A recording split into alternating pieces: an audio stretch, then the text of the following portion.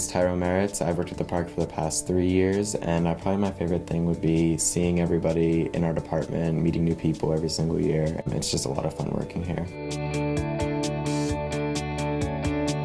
It's important to just keep the atmosphere fun. You got to keep the store clean. You have to make sure you're accurate within counting money. You have to look over and make sure that everything in the store is the way that it is from start to finish. I think it's a good department to go into because if you're looking to go anywhere in the retail standpoint, not just here at the park, you need at least a couple years of prior retail experience. So to have that underneath your belt loop, I think that's a really good starting point for you.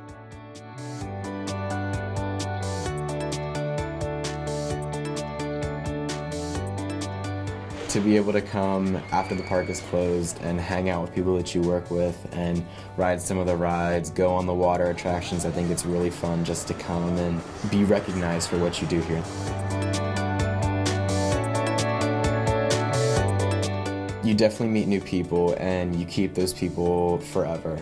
The experience that you get here is something that someone can never take away from you. The years of experience, the honesty that you would get in the job, the overall attitude you would gain from it is good, and it's lifelong lessons that you'll take with you.